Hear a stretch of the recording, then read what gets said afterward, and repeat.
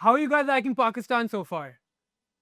It's very nice. It's very nice. Second time here. Let's introduce everyone. Let's introduce everyone. So we got Travis Scott over here. It's a Travis, okay. Then we got Nicolas Maduro. We got Nicolas Maduro, Christian little brother.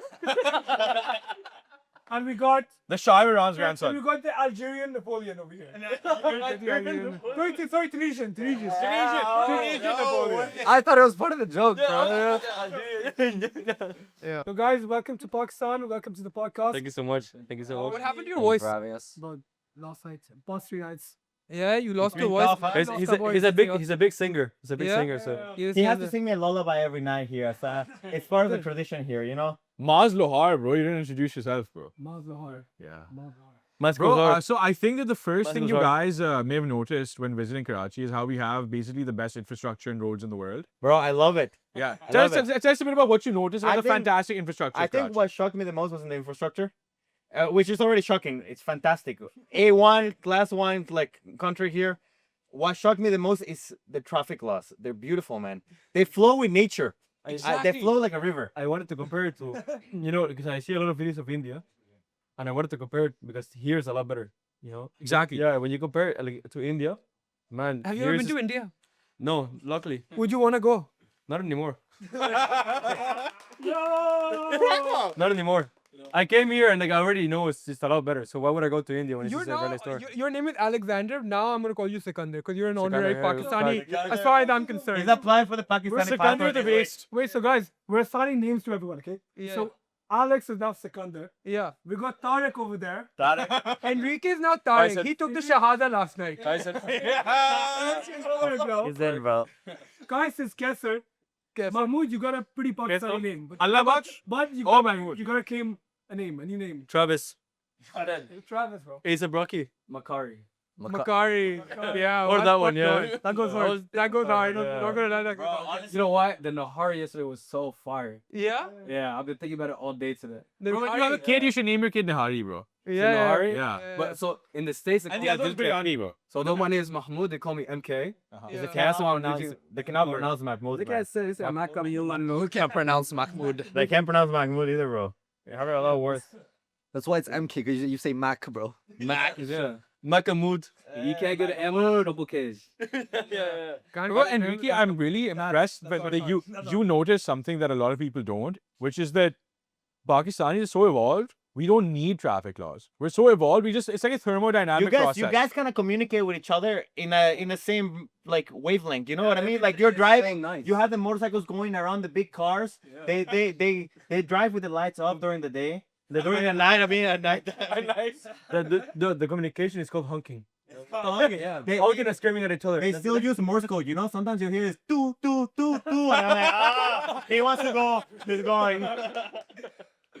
And Tariq got jokes today, huh? Ricky got jokes, huh? Ricky Ricky got hoops, huh? You mean Tariq? Tariq. Blaze's brother, Tariq. Tariq got hoops today. So, Mahmoud Nahari, bro, you said earlier that Pakistani is so... Mahmoud Nahari, he said...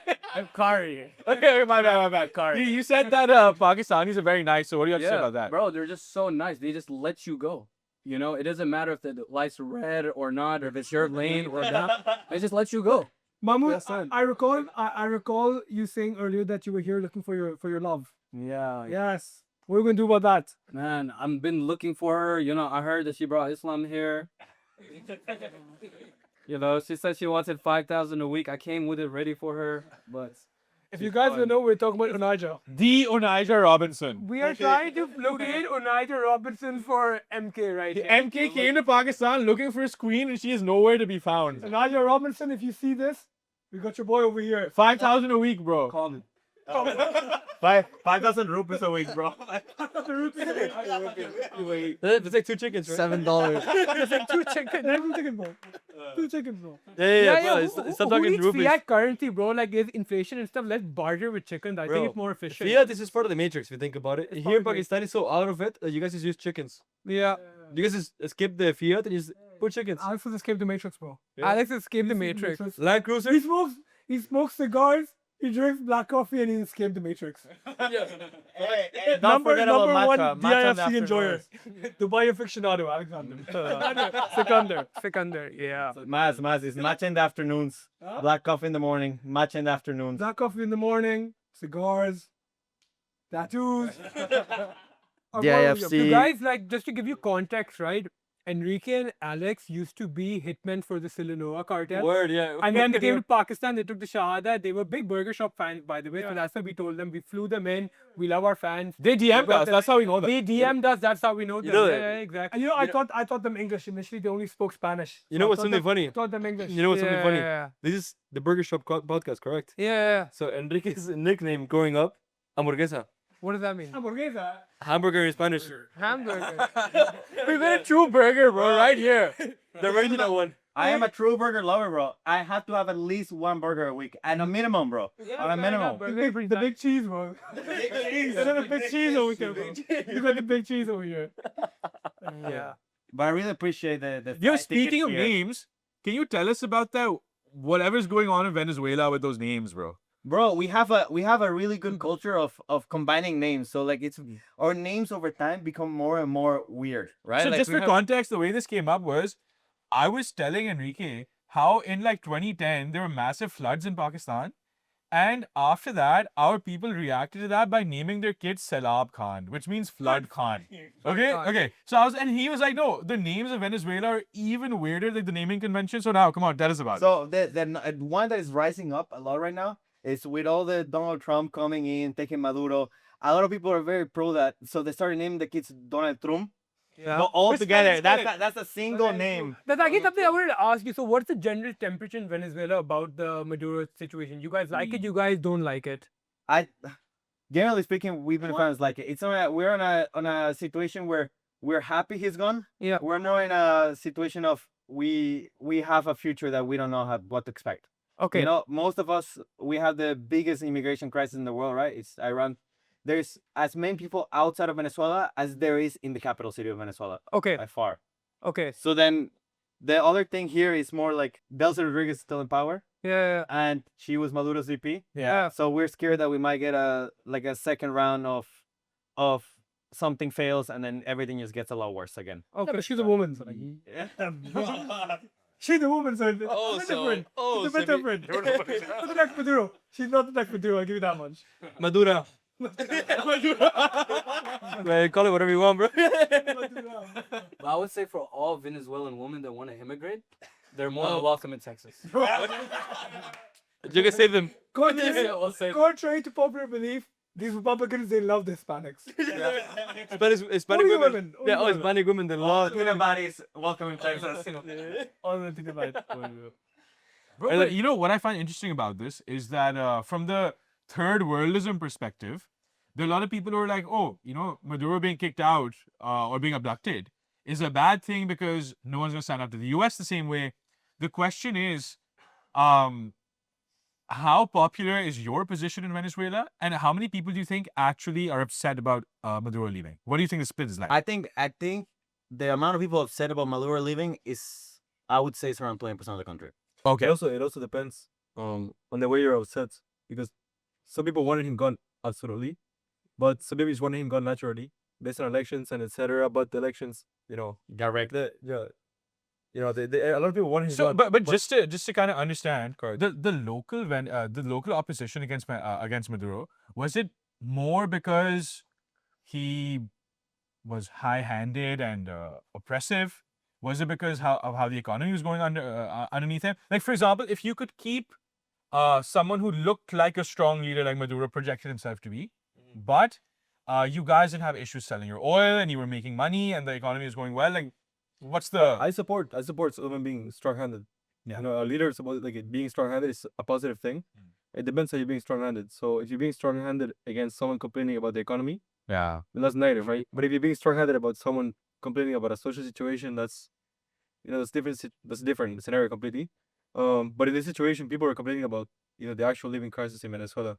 And what I didn't like about the government is that they always outsource the blame, Yeah. right? So something negative would happen to the economy, and they would just say like, "Oh yeah, no, it's America's fault." That's because we have sanctions or whatever. Yeah, it's sanctions. But Venezuela has. You oil. can see in Iran, you can see in Russia, the countries can function and prosper without exactly. sanctions. People are not With fully sanctions. starving. Yeah, Yeah. people are not starving or like just dying. There's actually prospering businesses in Russia, right?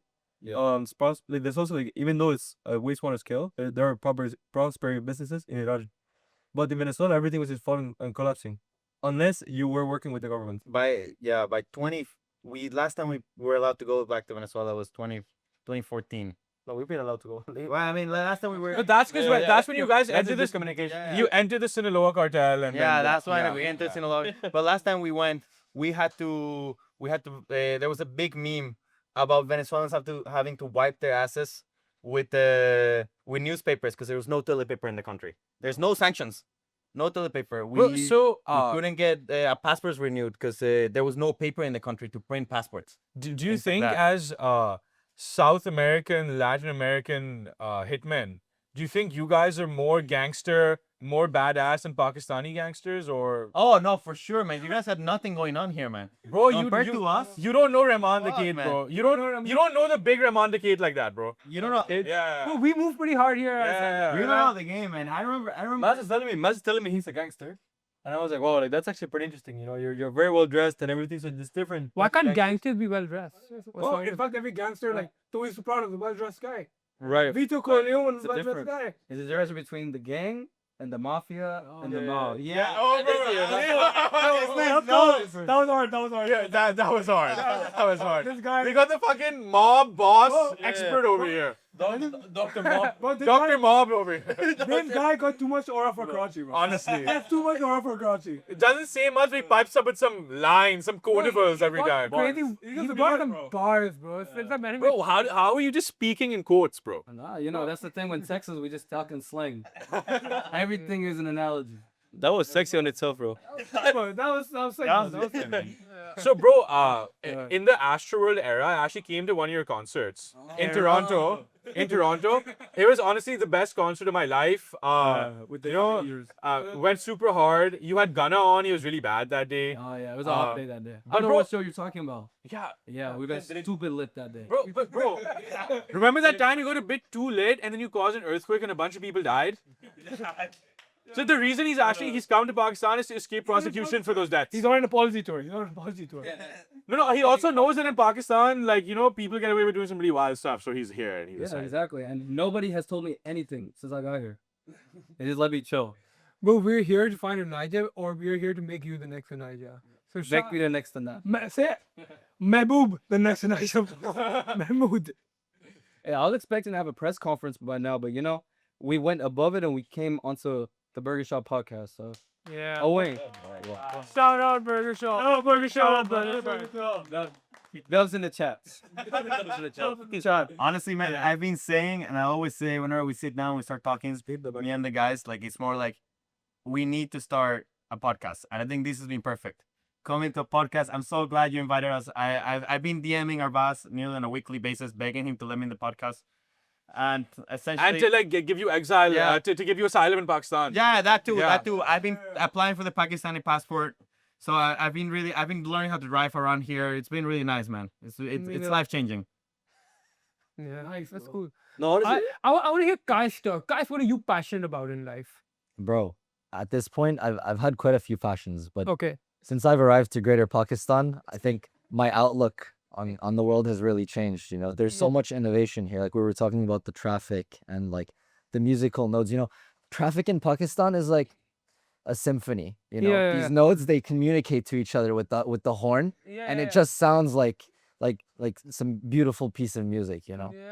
And the high beams. Don't forget the high beams. high man. beams, When the it's- high beams. And that's actually why people say that Karachi has the most developed infrastructure in the country, because in places like Lahore and Islamabad, you have like laws and traffic, and you have proper roads, bro. I'm so glad your first impression of Pakistan is Karachi and not Lahore or Islamabad, by the way. Those places are so civilized and clean. Like, bro, why would you even want to go there? yeah, call it civilized and clean. Right. That's part of the matrix. Yeah. as well. That's exactly.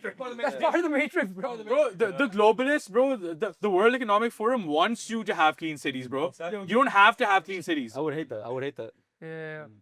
Just with that, you want a cigar. Oh, thank you. Just with that one, you want a cigar. Thank you. Actually, this guy, Just with that. when I arrived, he told me he wouldn't fit me. He wouldn't give me food unless I made him laugh. He has those work. He actually did it. I didn't make him laugh the first day because I didn't see him. I didn't get food.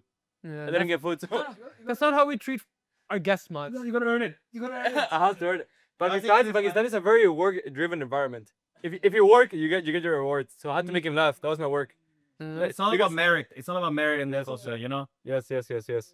We make him laugh for food and we praise him for food. But one thing about Pakistan that I noticed, specifically about Karachi, Yeah. is how safe it is. Yeah. I have never felt so safe. It's Every actually corner- decently safe, man. Like I actually feel safer in Pakistan than I do in like London. I'm not Oh, gonna really? lie. I feel Yeah, legit. And bro, Like, in Karachi, if you're like ever real talk, it's actually decently safe. Yeah. Bro, and if you're every ever stu- corner you look, there's an AK just ready. Yeah. It's like, I mean, yeah.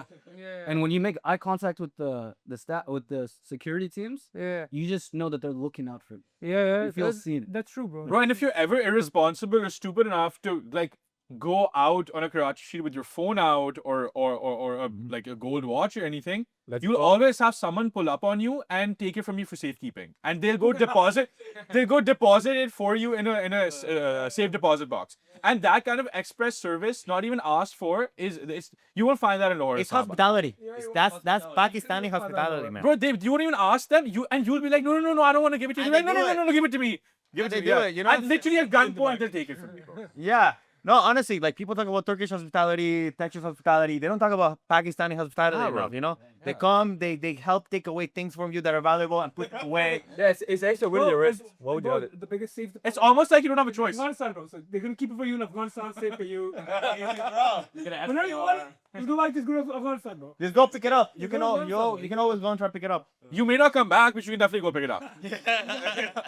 Yeah. You might be part of the safety. You might be part of the safety. The hospitality team. They might keep you safe as well. They might keep you safe. Yeah. You'll be so safe, bro. They'll keep you so safe, and they'll keep you tucked away in a single room forever. Yeah. Nothing can touch you, bro. And they feed you like healthy food, you know. Yeah. Like only like potatoes. You can lose weight. You can lose weight. If you want to cut and be on a diet, you can lose a lot of weight there. Exactly. Just look for someone to keep you. There's always the bright side in everything. I'm gonna say, man, Latinos we're very happy people. Bro, but Big Pharma, Ozempic, all these guys. Explain me one thing, right? Why do you guys want to like when I speak Spanish? Oh my god. Every time if they came to Pakistan and they spoke Urdu, right? I'd be honored. I'd be very happy to hear that. But whenever I speak Spanish with these guys, they get like uncomfortable. They don't like it. Please explain me. Why don't you like it? when I Well, this is speak the only Pakistani guy I know that has a Mexican accent. I don't know where he got He watched Narcos, Mas watched Narcos, and now he speaks fluent Spanish. he throws me off. I'm talking to him. He lives in London. He's Pakistani. I mean, you're basically English. And like, he has all of these things that are like European, South Asian, and then out of nowhere, he speaks to me in a Mexican accent. I don't know where he gets it from. Yo, I know B2 Spanish, by the way, but I'm like now really conscious to speak it in front of you guys. But they don't like it. No, Like, they just start gatekeeping the Honestly, Spanish is a beautiful I language. actually like, got to it, bro. I'm like, frozen. I'm too scared now. Like honestly, Spanish is a beautiful language. Like people are quite proud of their language. I feel like French are also kind of like that about their language. Like they do not like it if you speak it. No, if you're not French good people at hate it. their own language. Yeah, bro. No, we don't like it when other people try to speak our language. That's the thing. It's like if you come to France, we expect that you will know how to speak French because you're in our country. Yeah. But if you speak it wrong, then we'll hate you equally. Yeah. So you better come and you better come prepared. Okay. Okay. You know, my inspiration to learn yeah, but Spanish. I feel like the French people get a really, really bad rap where like I don't think like they're arrogant or anything. I think like they're proud people. They've got style. They've got drip, and they've got like You mean they got the sauce? They got the They've sauce got going. they've got it both. They've got it in like they've got it in gallons. Yeah, So actually, I don't agree with like the characterization that sometimes you have a French like French are arrogant. I think French are cool, bro. Yeah, actually, The thing is, like, Sorry to interrupt, but they're so cool that they wear white shirts. So whenever there's like an altercation somewhere in the Middle East, they put it up and then you start waving it. So they're yes, we surrender. well, Venezuela over surrendered to their own president, by the way. Yeah. France has won the most battles in the history of the world. Let me point that out. Wars in the history of the world, bro. Are we entering the race war segment? Part 2. Speaking of dysfunctional countries, Pakistan may have a lot of dysfunction, but we never had our president picked up from the presidential house and just whisked away by the US. Yeah, wait, because they don't care about you guys. Well, bro, they're way more invested in us, bro. They're way more invested. That's why you keep telling yourself, man. Yeah, they did it all within an hour. An hour. Come on, man. Yeah. I don't know. But I don't know what you're talking about. My president is Donald Trump. Of course, of course. The president came and picked up another guy. Basically Uber X. Yeah. If you think about it. The Uber extra regime change, bro. In the photos of him arriving in the US, he looked so happy. Yeah, he got an American visa without any problems. You got Nike tech on.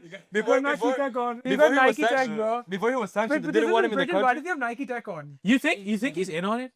What? That's a hot take. Because some people are saying that Maduro was in on it, and because he saw his position in Venezuela becoming increasingly indefensible and hard to fix, he gave himself over to the U.S. authorities. That's why he seems so happy when he's like this. I think he's happy. I think he's happy because he didn't get killed by the people that support him. You know, like I think like you have Cubans here, and he had 32 Cubans protecting him. That's already unconstitutional, right? You guys are on that team, right? Yeah, that we were the Cubans now. Okay. Yeah. We saw it. We saw when they came in and everything. Now fuck it. We went from cartel to Cubans. You guys are here to foment socialist revolution in Pakistan. Now. Yeah, exactly, bro. We came, we experienced it, and now we want to make it everywhere else, bro. Bro, honestly, with the Venezuela situation, the second that man had landed in the US, the following week, Venezuelan oil was offered right away. Like, all the US companies were offering. The thing to is, sell it was being offered, but just through families.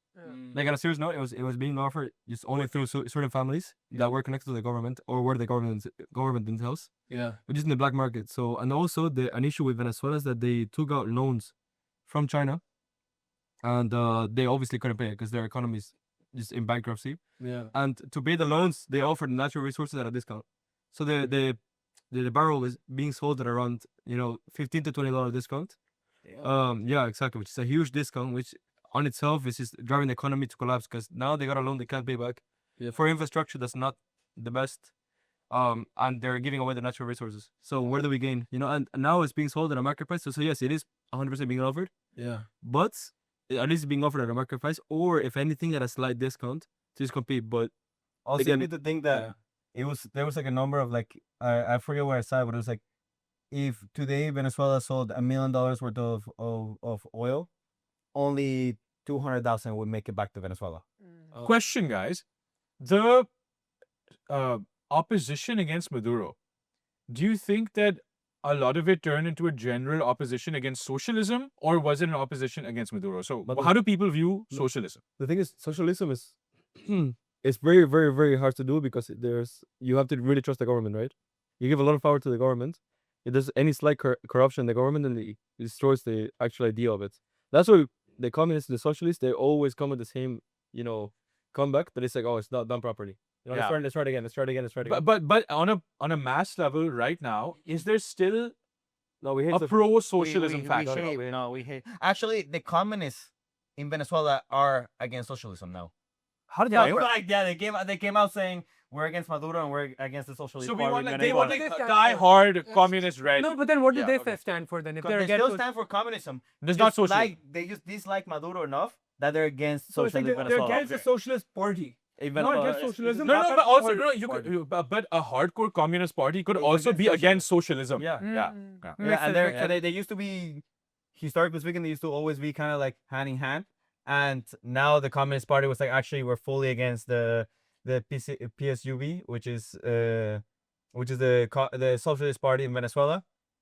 And generally speaking, though, Venezuelans have always been center left leaning. Like historically speaking, we've always been center left leaning until Chavez. After Chavez came, then another opposition actually was generated of right wing people, fully right wing people, or more centered to right. I think most Venezuelans are more center right here, where they're like, we're tired of socialism, we're tired of what's going on. Chavez made us oil dependent. We used to be the manufacturer of all Latin America, and then we used to export more coffee than Colombia. We used to export all palm olive was in Venezuela. No way. Colgate was in Venezuela. Coca-Cola was manufactured in Venezuela. All of Correct that me if I'm Chavez wrong. got rid of. Correct me if I'm wrong. That's a common theme in South America, right? And I feel like Argentina kind of stands out in that. Yeah, essentially. So compared to Argentina, for example, you guys are saying, oh, we don't like socialism, we don't like leftism. Then you've got this very, very strongly libertarian coded Javier Milei, I think right? So where would you want Venezuela to go? I don't think we go as far as Javier Milei. Yeah. He's very, very, very open. He's very extreme right, in my opinion. Like he's very into right. And I I think wouldn't he's say gone so extreme right. far that he's kind of like, handing over a lot of important business in Argentina to North American interest. Yeah, well, he does it on North American interest because essentially he's being screwed by the Chinese, right? Yeah. I have a hot take. I feel like at this stage, we kind of have to give it because our societies have been, so corruption driven that whenever we give it to, someone that's like locally, they give the jobs to their families and etc. And again, it just continues the same cycle over and over again. Well, now we need the actual support of North American countries or companies. So we're in the pursuit of greater Pakistan. Where What expertise are you two bringing us as former bodyguards of Maduro, as hitmen of the Sinaloa cartel? I can bring here the highest inflation rate you'll ever see in history. I can bring it and I can set it down and I can We had put it out. 37% a couple of years ago. Are you sure you can beat that? Hey, that would be a good year for Venezuela. Oh, I think we had a good year and Maduro was celebrating because we had 180% at some point. Okay, like on average we have like 300+% of inflation rate a year. I have a question. So it's- We're quite down. So we're in the single digits now. Pretty good. Slight change of topic, but since we're on this conversation of political culture wars and Trump to a smaller degree, I want to ask: is the temperature as hot in America as kind of the media makes it out to be? You're in Texas, which is like the Republican stronghold. There's always talks about there's a deep culture war happening in America. This society is fracturing at the seams. How true is it, or what's your take on it? I mean, in America right now, it's definitely very polarized. 'Cause Okay. There's like the global stuff that comes with Trump's policies, Yeah. but then there's also like domestic things, like for example, like with immigration, ICE. Like there's literally basically soldiers Mm. that don't have name tags, anything. That Yeah. are pretty much picking people up. Yeah. And even U.S. citizens, Okay. and they don't even ask you questions or anything. So it's kind of Yeah. like a Gestapo type police Wow. force type of thing. Fair enough. Yeah. Fair enough. But Okay. have you seen the numbers where Obama deported more people? Yes, term them actually Trump. So do you think it's a little bit driven by news? They're pushing hatred against I mean- cops like 100%. Yeah. The way that they're handling it is not the perfect way, but which way would you want to do it?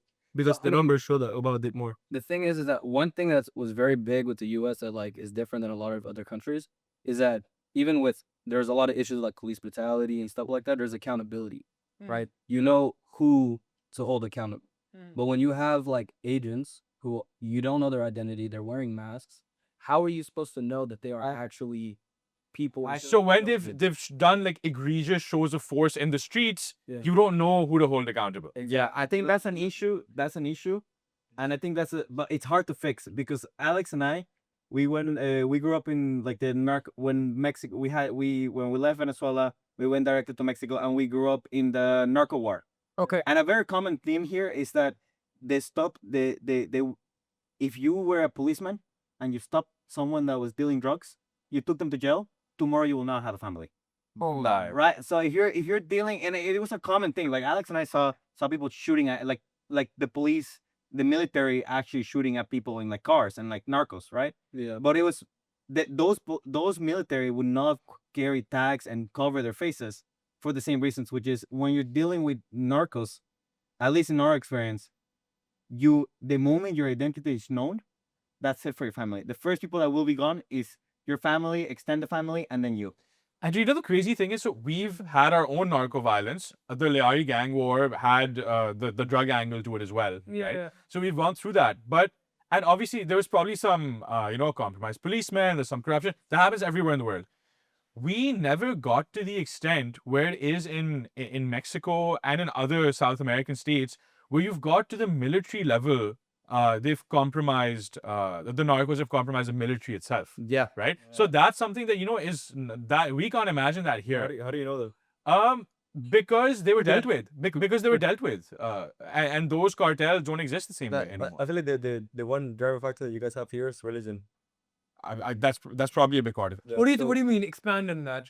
religion is very connected to you guys, right? Yeah. So where for us, I don't know, we kind of detach from religion and we think it's like cringy, right? In a way, we see someone connected to religion, we're like, oh, yeah, that's cringy. Like, that guy's weird. Whereas you guys here, you guys are proud of someone being religious. Yeah. You guys see someone, like, you guys are happy to see someone religious. And the cops, they tend to be more religious than regular civilians, which that drives them to do like the quote unquote right thing. Yeah. Subjectively, like that, the right thing. When it comes to drugs, they do always the right thing because it's against the the Quran. I actually do think that a lot of people in our civilian and military armed forces have because they've got a religious worldview and they've got like a this idea that they're doing an important kind of duty. That despite all of there's compromise and there's there's money involved, there is probably some angle of what you're saying. Yeah. I do think so. Yeah, because I mean, money corruption is everywhere, but her corruption is very different. Like I understand, I don't support it, but I understand when someone wants to make an extra bit of money. But I don't understand when someone is willing to, sacrifice the safety of someone else Yeah. just for a large amount of money. Then that actually drives society down. Or sacrifice the future of your own kids for a large amount of money today. Yeah, speaking of sacrificing the future of our kids, let's talk about France for a second with all the welfare spending and all that stuff. So me and guys have actually kind of bonded over the fact that we're both Napoleon fanboys. Like my background is Napoleon. He peeped it and he's like, bro, is that Napoleon? I'm like, yeah, that's Napoleon. And it's like we hit it off. It's like we had a mutual love for Napoleon. So I want to actually like shift the conversation over to Europe a little bit. So what's the situation in France? What do you love about Napoleon? And what is the situation in France is my question. The simplest thing to love about Napoleon is I guess the pride that he had for what he was fighting for. We live in a France today where our fertility rates are dropping along with the birth counts. Yeah. And what we're seeing is a lot of people are more scared to be prideful and I guess nationalistic. Yeah. We're having mass immigrations coming into the country, Yeah. but with that, we're not seeing the birth rates increasing. Okay. So this is single generation immigrants that are coming in and that are not here to stay. And with that, our welfare is increasing because of them. Yeah. As a result, these people come and then they leave and they increase our welfare spending. And we're just, as a French person who, plans to have kids with French passports, I just feel like I'm doing a bad job if I support that. I'm leaving my kids and my grandkids with generational debt that they didn't ask for. So for you, is it just the fiscal angle, or is it also that very large amounts of first generation immigrants will affect your cultural identity as well? Well, the cultural identity is like one piece of it. But I think you also have to pick your battles. And I think the most important thing to me is the economics of it. The economics of it. It's completely fine for you to open up your country, open up your borders and share your culture. But is there a culture left to share? One consonance that I found in the founding of Pakistan and the founding of the Napoleonic France. Because I just finished reading I'm reading right now like a 1,000-page book on Napoleon. And what I see earlier on is, so Napoleon was Corsican, right? Yeah. So he, till the end of his life, had a weird French accent. The ones that you guys don't like, right? And he's from like an Italy adjacent island. And yet he somehow molds himself into this really charismatic, all-time great French leader. And he does that by talking about certain Republican ideals and latching onto them and then creating a kind of French revolutionary Republican identity through that. A lot of people don't realize that he used to report to the French Revolution's directory, right? So he has that revolutionary origin but then he ends up being a monarchical-ish emperor. My point being that even when Pakistan was being founded, we had all of these social religious ideas based off of which we were making a new country. And although France has a national identity thing, which is on first glance, not the same as Pakistan, because we were bypassing national identity to go for cultural, social, religious identity. France also, Napoleonic France had that component of ideas-based cohesion as opposed to nationalities-based cohesion. I want to also add between that you should explain your background as well, because your point matters a lot more because of your background. Your background is you're half Canadian, your family is immigrated, right? And then your opinion is still being proud of France because I'm gonna be so annoyed. I'm not a fucking immigrant. that was your point. Hey, you said my family's immigrated. Your party family. Yeah, my father immigrated. I mean, that's your family. I was getting to that. Yeah, I mean that's why your point is a lot more valid because it's not you have generations, right? The guy, I think your point is way more valid than a lot of people because a lot of people's counter Is that like, oh, like, you know, the immigrants or whatever, like, oh, your family's been there for generations? No, you think, you know, you can still be proud and have, you know, half your family be from somewhere else, but being part of where you're from, you know, like you're born somewhere, just that actually drives the economy. Like, oh yeah, that's your point. Not Yeah. First point on what was your point again? That Napoleonic France was an ideas-based project. Yeah, the big thing about France, like the one of the largest pieces of our identity has always been that the French Revolution. It's always been about the fact that we can fight back and we can, you know, behead the leader if need be. So that's why protest is a big thing in France. So I agree with this, like, Yeah. ideologies-based push as Yeah. opposed to just nationalistic. Yeah. And as Alex said, like, my father immigrated to France for his studies when he came to university. So I'm half Tunisian, and that's where he met my mother. And you know, so I'm partially part of that immigrant. And my father came to France on scholarship. He finished his studies. He worked there. You know, he now owns property there. He contributes to the taxes. He contributes to the economy. So I'm someone who can also, you know, proudly consider themselves to be partially a French immigrant. A lot of French immigrants tarnish that name, make people like my father look bad when we came there to do the right thing and we came there to really contribute. So you want controlled immigration? 100%, yeah. I think immigration has never been bad. Historically speaking, Absolutely. immigration is a major driving factor in all economies. You have the biggest boom of immigrations. You can see it with the US before as well. You can see it with Venezuela. Venezuela had the biggest boom of the economy when we had one of the biggest immigrations from Europe. We had it mostly from Europe and Arab countries as well. Oh, which countries were these? I know you've got a lot of Lebanese, I think. Syrian. Syrian, So okay. my grandpa and my grandma both left Syria, and they met in Venezuela. Oh, no I'm way. 50% Syrian. My brother and I are 50% Syrian. I did not know that, actually. Yeah. And my great grandma only spoke Arabic her whole life in Venezuela. Wow. Our city was Maturin was just packed with Arabs. And were It was these awesome. mostly Christian Arabs? Yeah, a lot of us were Christian Arabs, Okay. but there were some Muslims, but majority speaking Christian Arabs. But we all essentially had a very big community. And in when the was city I'm this? from. When was this wave of immigration? Shit, 1960s? yeah, 1960s. Yeah. And it was a huge thing, right? It was Venezuela had a big boom back then as well. Oh, big boom, like this is speaking, not humongous, but it still was a big boom. It was flourishing. It was huge. Yeah. In the 50s, of course. Yeah.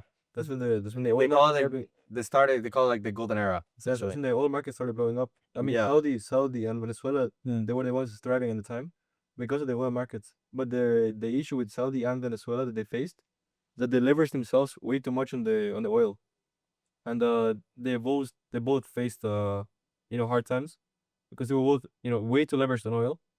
The market, the oil price tailed down, and then they stopped making money for a while.